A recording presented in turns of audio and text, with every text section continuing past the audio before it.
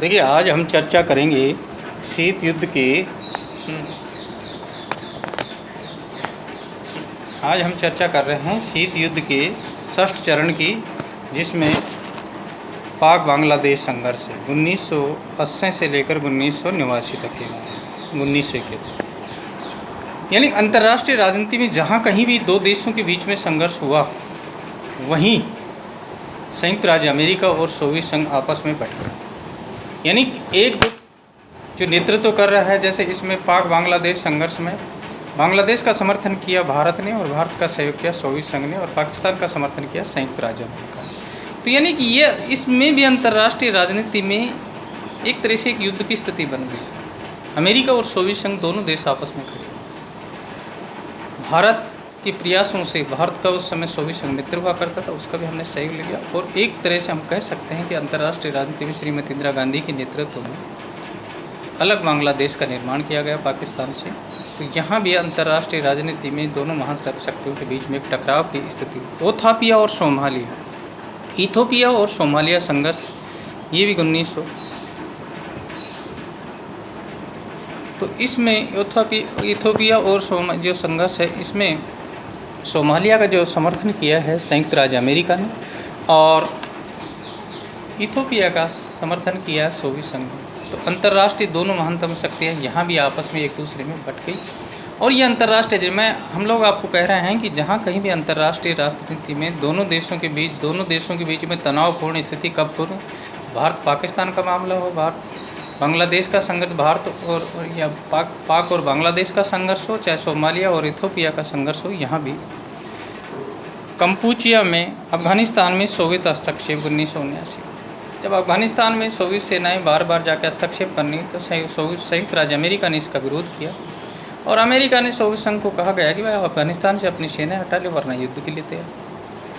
तो यानी अफगानिस्तान में सोवियत संघ का हस्तक्षेप, चाहे इथोपिया और सोमालिया का संघर्ष हो, चाहे बांग्लादेश और पाक का संघर्ष हो, अंतर्राष्ट्रीय राजनीति में ये दोनों महानतम शक्तियाँ आमने सामने हो गई।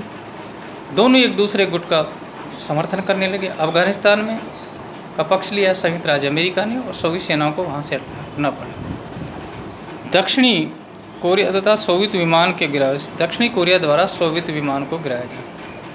यानी देखिए, उत्तरी कोरिया और दक्षिणी कोरिया के विवाद में दोनों महानतम शक्तियाँ बटी। उत्तरी कोरिया का समर्थन सोवियत संघ कर रहा था, और दक्षिणी कोरिया का समर्थन संयुक्त राज्य अमेरिका कर रहा था। तो दक्षिणी कोरिया द्वारा सोवियत विमान, जब सोवियत विमान दक्षिण कोरिया की सीमाओं में पकड़ा गया, तो दक्षिण कोरिया द्वारा तो उसको पकड़ लिया गया। तो यहाँ भी अंतर्राष्ट्रीय, यानी दक्षिणी कोरिया संयुक्त राज्य अमेरिका का मित्र राष्ट्र है, और उत्तर कोरिया सोवियत संघ का। तो यहाँ कोरिया युद्ध में जो 1950 से जो 1953 तक चला, और आज भी कोरिया अलग अलग है, तो यहाँ भी अंतर्राष्ट्रीय दोनों महानतम शक्तियाँ अलग अलग रही। यानी दक्षिणी कोरिया के द्वारा सोवियत संघ के विमान को पकड़ लेना, ये भी एक अंतर्राष्ट्रीय घटना है। इसके बाद सोवियत संघ द्वारा परमाणु प्रतिबद्धता, पहले 25 जुलाई 1963 को परमाणु परीक्षण प्रतिबंधित संधि, 1968 को परमाणु अप्रसार संधि है, परंतु सोवियत संघ द्वारा पहली बार परमाणु परीक्षण प्रतिबंध संधि का उल्लंघन किया गया, तो संयुक्त राज्य अमेरिका ने इसका विरोध किया। तो ये एक घटनाएँ हैं, और इसके बाद में दोनों में फिर कंपटीशन की भावना हो गई कि संधि की शर्तों का उल्लंघन। अमेरिका ने इसका कहा कि आपने संधि की शर्तों का उल्लंघन किया, तो दोनों के बीच में तनावपूर्ण संबंध फिर उत्पन्न। अमेरिका द्वारा परमाणु परीक्षण, फिर जब इस संधि का उल्लंघन किया गया, तो 1987 में संयुक्त राज्य अमेरिका द्वारा उन्हें परमाणु परीक्षण किया गया, और इससे सोवियत संघ में दोनों को, यानी अंतर्राष्ट्रीय, हम उन घटनाओं को, शीत युद्ध का मतलब होता है संयुक्त राज्य अमेरिका और सोवियत संघ के आपसी तनावपूर्ण स्थिति का नाम ही शीत युद्ध है। वास्तव में युद्ध इन दोनों महानतम शक्तियों 1945 से लेकर 1989 तक कभी नहीं हुआ, परंतु जहाँ कहीं भी अंतर्राष्ट्रीय राजनीति में दो देशों के बीच में संघर्ष की स्थिति, दो महान शक्तियाँ आपस में बट गई, एक दूसरे के विरोध प्रचार में लग गई। तो ये एक घटनाएँ हैं।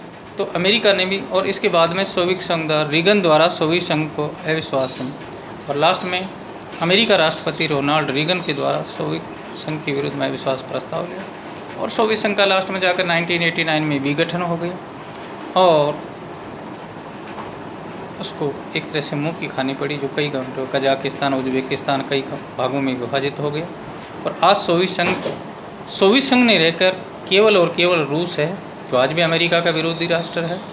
और इसमें सोवियत संघ को यह हमेशा दुख है कि उसके जो जितने भी जो अधीन राज्य थे, जो सोवियत संघ था उसका विघटन में अमेरिका की महत्वपूर्ण भूमिका, दोनों के बीच में हमेशा से तनावपूर्ण संबंध रहे हैं। यही आज का टॉपिक है। और तो हम लोग निष्कर्ष के रूप में कि शीत युद्ध का जो काल है, जो चरण है, उसको 6 भागों में बांटा गया। प्रथम चरण 1917 से 1945, 1945 से 1953, 1953 से 1960, 8 से 63, इस प्रकार ये जो लास्ट चरण है, छठा चरण है, ये 1980 से लेकर 1989 तक का ही जो। और इस आधार पर अंतर्राष्ट्रीय राजनीति में संयुक्त राज्य अमेरिका और सोवियत संघ के बीच आज भी तनावपूर्ण स्थिति है। और दोनों के बीच में आपसी विवाद आज भी हैं। दोनों एक दूसरे की नीतियों का विरोध करते हैं। और ये एक तरह से साम्यवाद और पूंजीवाद के बीच की लड़ाई है। ये दो भीमाकार शक्तियों की लड़ाई है, पूंजीवादी और साम्यवाद के बीच की लड़ाई है।